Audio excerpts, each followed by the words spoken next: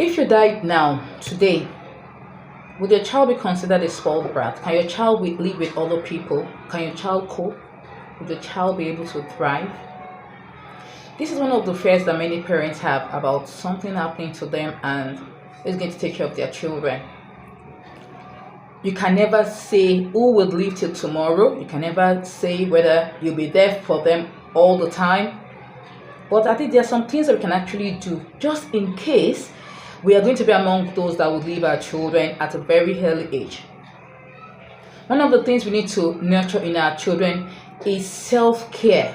Our children should be able to take care of themselves. And there are so many self-care skills, depending on the age of the child, that we can actually make a part of their daily activities. Our children should be able to have their self-toileting care. They should be able to have their cleaning care, eating care, and so many things like that.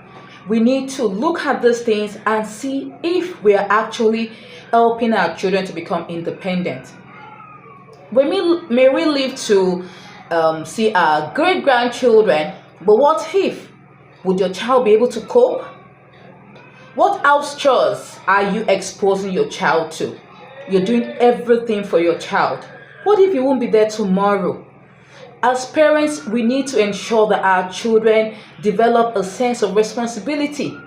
If they're living in a place, then we should help them to know that there are some things they need to do. It's a communal responsibility.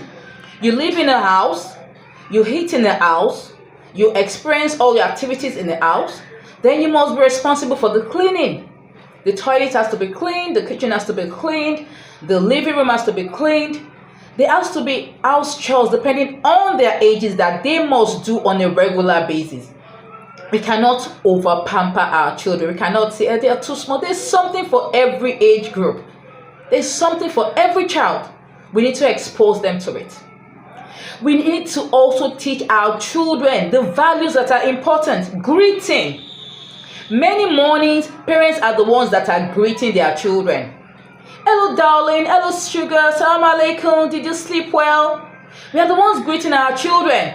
You must instill that value. Children should learn to greet. If your child ends up finding himself or herself in a place and wakes up in the morning, doesn't greet, is expecting uncle or auntie that have actually taken him in to take care of the new orphan and all that, and he's not greeting, it's not something nice. You must teach your child to greet. You must teach him personal space, care, respect, and other things like that.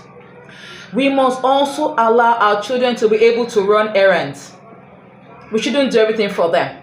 They should be able to run errands. So depending on your child's age, there are some things that you should start exposing your child to. Some 10-year-olds can't come out of their house and go to 2 or 3 houses away to buy something. They can't. What if something happens and your child has to live with a relative? Don't say God forbid. Nobody wants anything bad to happen. But what if? It happens. It happens every day, to continue to happen every day. So as parents, we're not saying you should prepare for the worst, but make sure that your child is not going to suffer because of your negligence. Let your child be able to run some errands, little errands, pick up something there, do something there. As the child gets older, you have a son that is 10, and your son can't go out to buy something for you. You have a daughter that cannot go, your 10, 11-year-old daughter can't go out the street to buy something for you. Your 14-year-old child can't go to the market to buy something for you.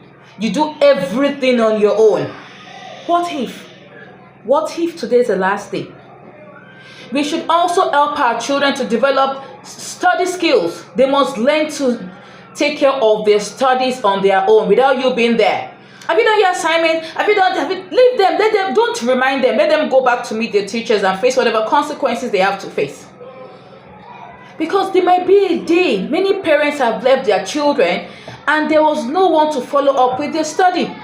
There was no one to tell them, have you done your homework? Have you done this? Have you done that? There's so many children in the boarding house and they're coping.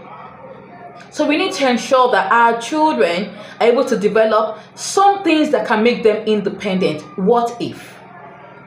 What if? And lastly, we need to ensure that our children, without too much push from us, can actually pray to Allah, observe their salah. If your child hasn't gotten to that level whereby he is being motivated to pray on his own, keep pushing them. Do not say, he's not old enough. Once your child has reached the age of 7, then going on to 10, keep pushing them. Don't say they will learn it when they grow older, because whatever it is they're used to now is what they will actually go. Some children will take a very long time for them to actually to internalize their need to observe salah. Some children, they're just like angels. They just learn it, they just love it, and will do it without any prompting. What if today is the last day you have to be with your child? Can your child cope without you? Can your child thrive? Would your child be called a spoiled brat?